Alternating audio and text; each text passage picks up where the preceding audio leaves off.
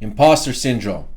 Something that people use now as if it's some sort of diagnosis. It's really not.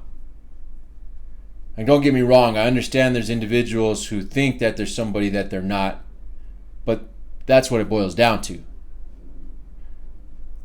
The actions that you take are not aligned with the words that are coming out of your mouth. That's why you think you're an imposter.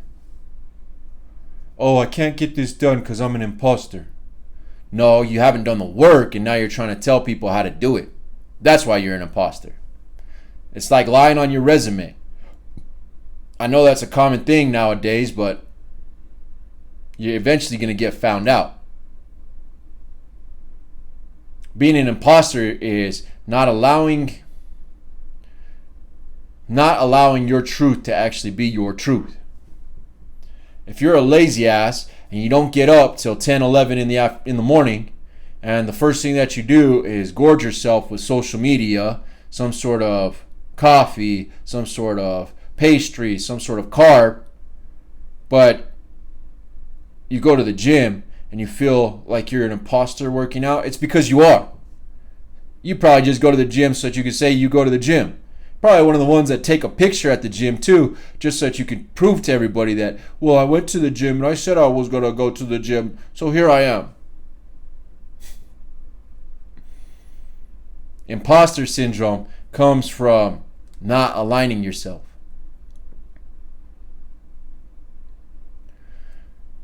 I choose not to speak on anything that I don't know or haven't done myself, so that I could avoid that emotion that people associate with being an imposter. I can't do it. I used to, don't get me wrong. I used to think I was a hard dude. I used to think I was one of the toughest on the block. I used to think I was one of the meanest guys out there. But I actually knew that my actions did not align with that. I wasn't the meanest dude out there. There's some dudes that I know who are way meaner than me. I wasn't the baddest dude out there. There's some dudes who at the time could wreck me. So when I got around them and saw how they conducted themselves, of course I felt like an imposter. Couldn't keep up with some of that stuff. When I started to actually acknowledge where I was at, what I was doing, use the facts to find out where I stood, guess what? That syndrome went away. It's very simple. Understanding who you are, doing what you say you're going to do, and not speaking anything other than that, not thinking anything other than that, is how you avoid imposter syndrome. Your mind is basically telling you, no, you haven't done these things, so why are you pretending like you did? That's what imposter syndrome is, to me.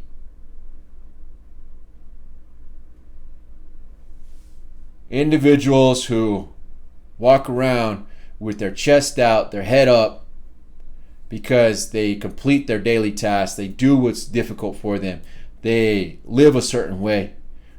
They don't really care about anybody else because they're focused on themselves. Focused on doing better today for themselves. The imposters are the ones that show up usually with all the fancy gear, all the tools, because they think that's what's actually going to get it. No, it's not. It really isn't. Your work, what you do, is what makes you align with your identity. If your identity, your thoughts, your actions, and your emotions do not align with who you are trying to become, guess what? You become an imposter to yourself. And then you start doing things that you know you shouldn't be doing. You start speaking on things that you know you shouldn't be speaking on. You start taking actions that you know you shouldn't be taking because you haven't put in the work.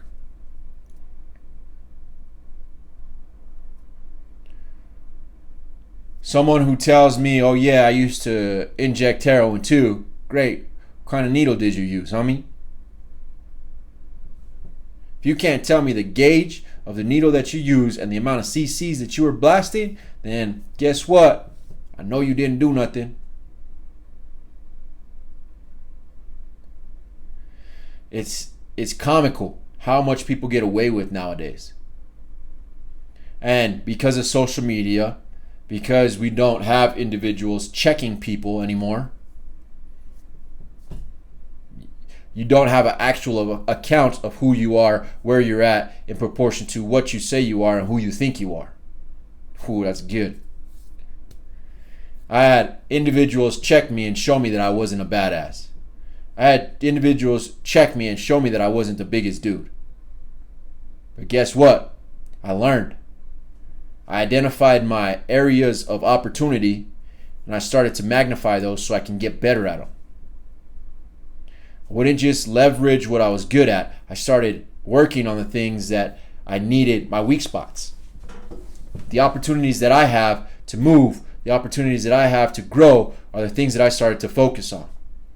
And I started to put them on blast.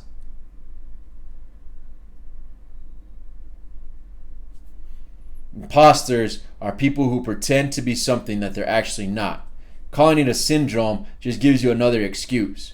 Stop pretending on who you are when you're not actually that individual. If someone is bigger, better, badder than me, I'll recognize that. And I'll identify what they're doing that I'm not doing so that I can implement that. I won't just pretend that, I don't notice that you're out earning me. I won't notice that you're out lifting me and pretend that it's okay. It's not.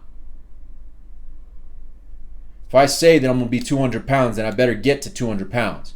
Can't walk around acting like I'm 200 pounds weighing 170. Don't work. Your thoughts, your actions, and your emotions dictate your identity. So if your identity, what you're trying to tell yourself who you are, does not align with your thoughts, your actions, and your emotions, then guess what? That's when you start to feel this imposter syndrome. That's when you start to feel like you're not worth the job, like you're not worth the girl, like you're not worth the income, like you're not worth the workout. When you actually put in these things, you put in time to understand relationships. You put in time to understand business. You put in time to understand what it's like to work out and feel sore because your amino acids hit your body. I think that's what those are called. I'm not a nutritionist, so I don't pretend to be. When you start to feel that and you start to actually complete the work, then you know what it's actually like. I know what it's like to slam heroin. I know what it's like to get up and drink every day. I know what it's like to feel like caca and think that I'm somebody special. So when I see somebody doing that now, I can immediately tell, oh yeah, they're lying to themselves. That's what goes through my head. You can tell if someone's lying to themselves, but by watching how they conduct themselves. Reminds me of Malibu's Most Wanted. You actually have to get in and you have to see if you're able to do the work. If you're not able to do the work, then don't claim that you can. That's how you avoid imposter syndrome. You actually get done what you say you're going to get done.